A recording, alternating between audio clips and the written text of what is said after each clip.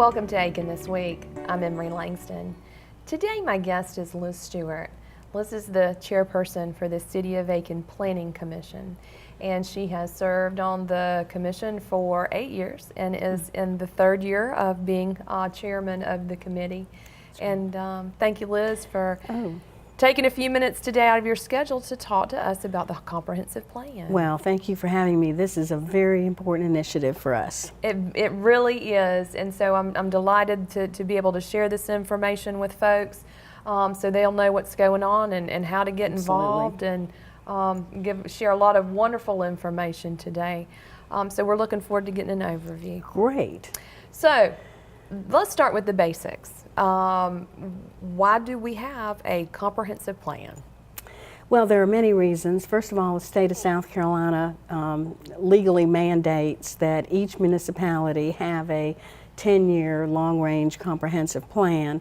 Obviously, it is because we want to have a primary guide that looks at a variety of elements within our community so that when city councils, committees and commissions and boards like Design Review Board, Planning Commission make decisions or recommendations to City Council, there's some consistency in how those decisions are made. You know, above all else, I think our residents want to have a process that is fair. Sure. So when they're making requests, it can be heard by these boards and commissions as well as City Council. That's very important. When was the last time our comprehensive plan was done for the City of Aiken? Our last one was 2005. We were due to renew it in 2015. We're just a year behind. As you know, we've lost our planning department director and the interim, so we got a little bit behind, but we're going full force right now, and we will have it by the end of the year. It's really exciting, and the timetable for this is... It's aggressive. It's very aggressive, especially It is. Thinking about all of the elements and all the folks that are being talked to and then the public input. So, well, let's talk a little bit about how this is going to benefit Aiken. Well, I think it's very important to Aiken because really for two major reasons. One is that any organization, any community functions more efficiently with a plan. Now, I'm a strategic planner by trade, so it is near and dear to my heart. But the second one is that no city has all the money and resources to do everything. So one of the real benefits of the plan is that it really helps us prioritize initiatives that are important to the community. Sure, and then I know that those change. They do, and we do have checkups every 5 years. We go through a full review, but there have been times when things have changed. You know, for example, when the economy Sure. was really down, we had to make some adjustments and defer some things. So, as with all good plans, the comprehensive plan is not cast in concrete. Right. It's a moving target that is responsive to community need. Sure, absolutely. Well, what's the process that the city is using to tackle this? Well, the first thing we did was hire an expert consultant. We're using Benchmark Corporation, and they have done a tremendous number of these plans for municipalities in South Carolina, so they know South Carolina law. They know what the elements are that are required to have in there, and they have a wealth of knowledge in terms of what other communities like us have done or can do, and so they bring a lot to the table. So we started out by outlining the process with them, and we have some pretty steep expectations and timelines for them, and they're doing very well with them. We started out meeting with some key stakeholders. We've met with hundreds of people from all different segments of the community to really do some one-on-one and some group interviews to see what in their particular area their needs are. And then they started crafting, doing some research. And a lot of what goes into developing the plan isn't happening right here. It's happening behind the scenes where they're working on it. They're doing all the research. It is a very, very complex process, so we're very fortunate that we were able to engage their services. It is very comprehensive in nature. It is. From exactly what you were saying, and looking at and when we knew we were going to sit down and talk about this today, and looking at some of the folks that you had talked to back in the early spring. Yeah, energy, environmental, public services, education, downtown, culture, parks and recreation, healthcare, on and on. Absolutely. And so in that capacity, it makes it comprehensive because we're talking Absolutely. to everybody Every in the community. segment. You know, what does the business community need? Right. You know, we talk to realtors. And obviously, we're just beginning to recover from some of the economic conditions, and I always think that, you know, real estate's a good benchmark for where we're going. So, so we did talk to a lot of folks in a lot of different industries, and just talk about not only what they wanted, but also what resources do they have to support? I mean, if we say, well, let's expand in this area, do we have the infrastructure? Can we? So we don't do these things lightly. We don't just make up where we want to go. We make sure that there is infrastructure to support it. So it really is made up of 1,000 moving parts that we need to just make sure are all considered and blended. Sure, sure.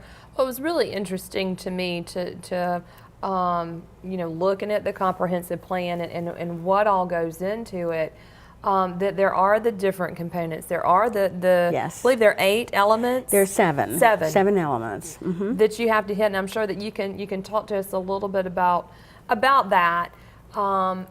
But gathering that information is an overwhelming feat in itself. And this is why we have a consulting firm to do it. Yes. I'll walk you through all 7 if you like. I think they're very important. Yes.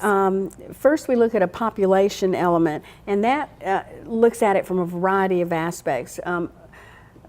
What are some trends, not just regionally, but locally? Where's our growth, not only in terms of demographically, are we getting only retirees? Do we get young professionals?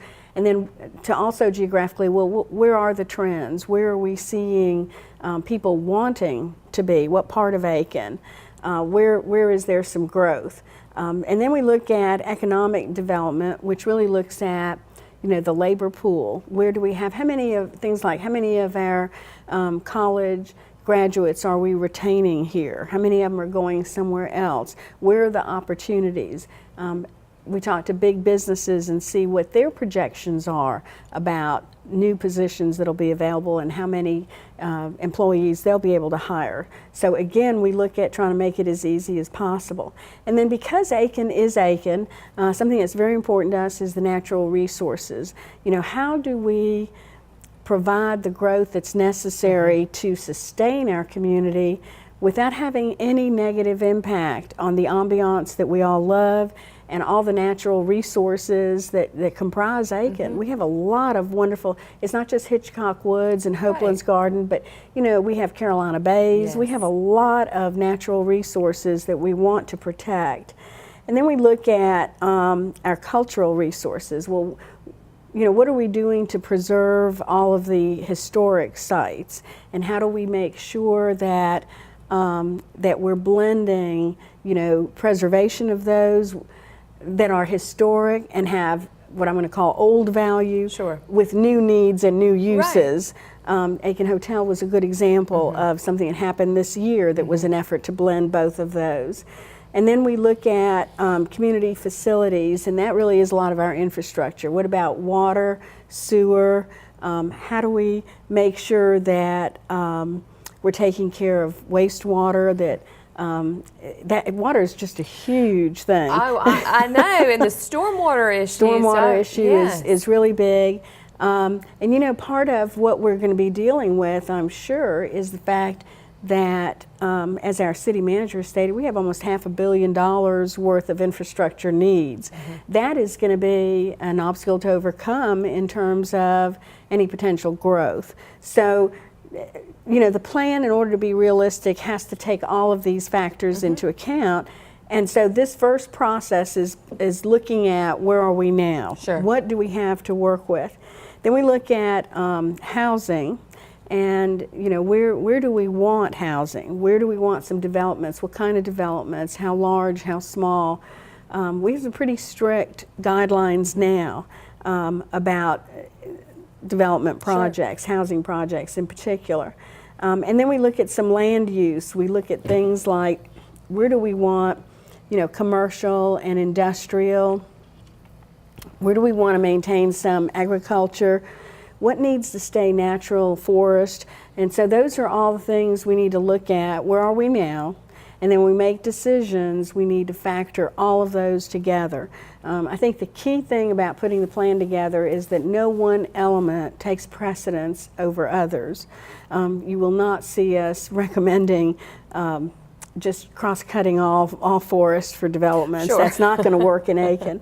And one of the nice things about doing this plan and getting all this input is that we do want it to be reflective of what the community values. That's what's very important to us. This is not something we're going in a closet and creating and handing out. This is something that we're making a lot of effort to get input. Sure, and that is a beautiful segue into talking about how can our community, how can our viewers, how can our neighbors, how can any citizen of the city of Aiken get involved with this? Well, we do have a number of ways. We're having 4, this week and next week, we're going to have 4 community input workshops where our consultant is coming. They're setting up a lot of different tables and booths, and people will be able to voice their opinion on any of these topics.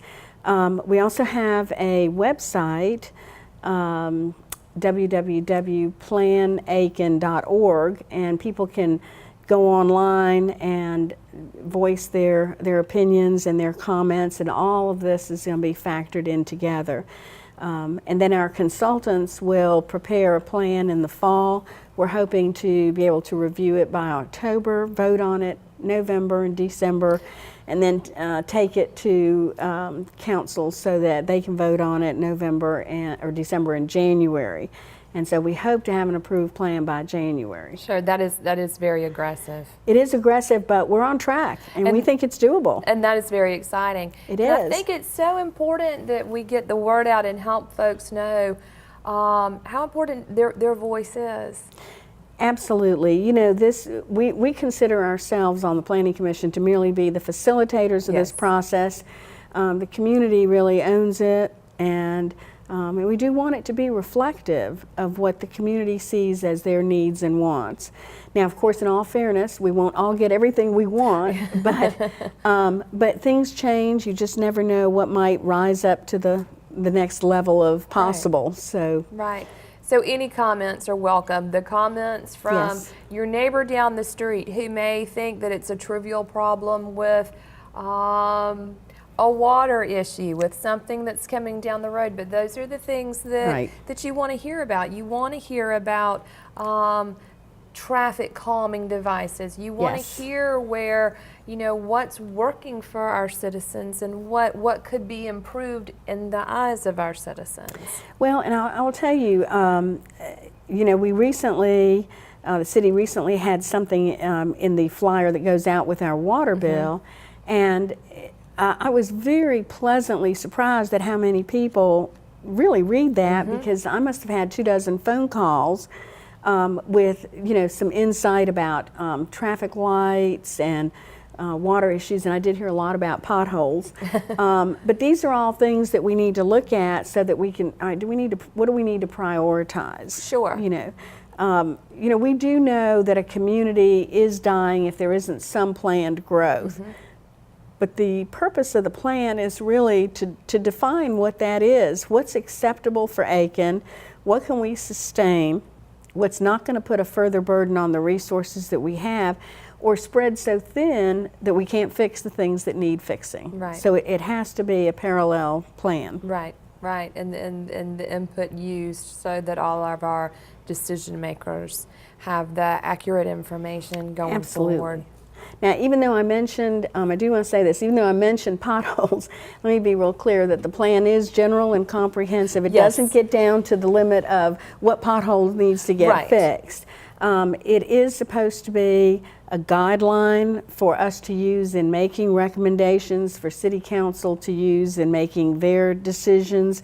But basically, it's not involving a lot of detail. It's not going to say you need to fix this pothole on this street. It's not down to that level. Sure. It's just it is general, but again, that's what a framework should be, and the Yes. specificity will come with the individual applications. Right, right. So when folks are sharing their concerns, they can be as little or as they need it to be, but knowing that this is going to be put together. That's right. In a general type of way. That's right. It will be. It'll be general. Its purpose is long range. It is a 10-year plan. So one of the questions is, what do we want Aiken to look like in 10 years? That's really the focus. It's not how do we fix today's potholes. We know we need to do that, but for purposes of this plan, it's, well, what are we going to look like in 10 years? Right. What facilities do we not have that we need? And what do we have that we need to preserve and protect? Right. That's really the core. Right. That's some really good things to know going into how this will be used. So that when the plan is complete, hopefully council will be able to make their decision on it in the December-January timeframe. That's right. Then what will happen? Well, and there's one more thing before that. Okay. There will be another round of these meetings, such as we're having this week and next week, where the community gets an opportunity to look at the final draft and critique that. Oh. So we will be giving them an opportunity to provide input before we finalize it on the Planning Commission. Well, one of the main things after it's all approved and in force, one of the main things that the planning commissioners are looking at is then how do we take that plan and do kind of a massive review of all of our ordinances, and let's make sure they're aligned. Let's make sure that there are no impediments to making this happen. Let's make sure they're consistent with the plan and with each other. It has been many years since there has been a review of the ordinances, and I think some of them are a little bit unaligned with where we need to be. And the purpose is to achieve the same ends that everybody wants, but to make it as easy as possible to happen so that we're not putting any unnecessary burden on our citizens or business people to get done what they feel they need to do. Sure, sure. Well, again, this is really an exciting process and such a, to be able for the citizens to have the input is not only with this, but again at a second round, and yes, we really need folks to come out and share their thoughts and their viewpoints. So okay, now so everything has happened and council adopts it, and we go on and we're working our plan. When does it have to be reviewed again? Well, by law, 10 years, but we review it every 5 years. We'll be looking at it. Actually, the Planning Commission looks at different elements every year so that we don't have this huge thing to do every 5 years. I want us to get on a plan where we're looking at components of it kind of on a cycle, on a rotating basis. We did do that several years ago when we did the, well, it was originally called Open Space and now it's called Natural Resource Plan. That is a huge component for Aiken because we have such unusual, for a city our size, we have such phenomenal natural resources. And we felt that it really needed to be prioritized because we really need to preserve and protect them. Absolutely. So, yeah. Well, that's good to know that there are those parameters in place, and so it's not a big, I mean, it's always a big undertaking. It is a big undertaking. When you do it at the 10-year mark, but to keep in line with the things that are changing and how we're going to do that. And a lot of things that come up are not things that you can predict. For example, I'm sure this will probably be reaching the Planning Commission. Right now you've been hearing a lot about these little tiny homes. Yes. Well, that's not something that 10 years ago anybody would have put in their plan. That's right. But it is something that, we may need to add an ordinance. We may need to add a zoning criteria for. So as things come up, having this framework does allow you to be flexible and add what you need. That's so important. It is. To a body that makes the kind of decisions and going forward that you need, and then on to council. And but that is interesting. It is the tiny house. I know, it's really a national Yes. trend, and it's really quite interesting It and is. unique. It is. And we just want to be careful, want to study everything and be careful that, and that's an example, that we don't make Yeah. a regulation for just one thing. And that's one of the beauties of the plan, is it forces us to look at everything else around it. So you're not making decisions by exception, Right. but rather by a plan. Right, and I know that there's a lot of overlap. There is. Very often you can fix one thing over here and mess up something else over here. So you do want to look at the plan. We use the plan every month when we're together. It is the basis for what we make our decisions on. Well, Liz, we're wrapping up today. Is there anything else about the comprehensive plan that you would like to share?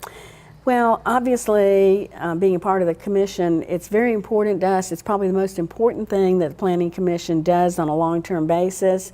I think that this is an opportunity to have a say, to really have a vote in what the vision for Aiken's future is. And I would just encourage every citizen to attend one of the 4 sessions. And the first one will be this Thursday, the 21st, from 12 to 2. That one will be at USC Aiken in the Student Center. And even though it's there, it's not just for students. That's just a facility we wanted on that side of town. Then that Thursday evening from 5:30 to 7:30, we'll be in the municipal building on Park Avenue.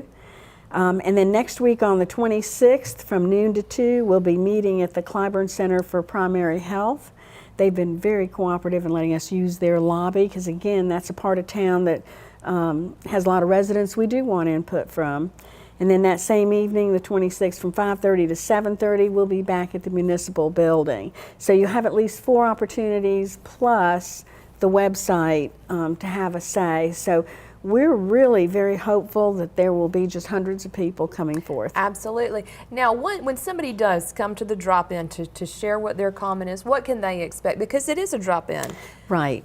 Well, the consultant will have different booths, different tables set up for the different elements. The 7 that you spoke of. Right. So if you have a particular interest in, say, the natural resources, if you, I know this is weird, but if you think you might want to say we'd like cars driving in Hitchcock, then you would go to that table and you would just make sure that was documented. Yes. If you want to make sure that that we don't allow, buildings to not be preserved if they're historic, then you would go to the historic table and make sure you cast your vote for that. So whatever it'll be clearly defined so that you can go to your particular interest and state your idea, and it'll be captured right there. Very good. There are going to be folks there with computers, and they'll actually be inputting right away so that we can make the report writing a little easier. Oh, they're efficient. That sounds like you've got a great group to work with. with. I think they've done this once or twice. Well, I think that that folks will have opportunities to visit the western end of our city at USC Aiken, north side at the Clyburn Center, right off York Avenue, and then twice here. That's right. At the Municipal Center, at the Conference Center that's on the first floor. Correct. And folks, if you can't get by one of those sessions, feel free to visit the website, and that's going to be www.planaiken.org, and it's a beautifully done website. It is a nice website. And it's very easy to navigate, so you can go on there and make your comments and email them on in, and they'll be recorded as well. Absolutely. Absolutely. Well, this is a really exciting time, Liz. It is, and we really appreciate your helping us get the word out. This is so important. Well, I couldn't agree more. I couldn't agree more. So thank you for taking a few minutes with us today to talk about this, and we'll get back together once everything is done. Absolutely. We'd love to do that. Thank you. That's great. Thank you. And we thank you for joining us for Aiken this week, and please make a special effort to get out and voice your comments and ideas with our comprehensive plan. And we'll see you next time.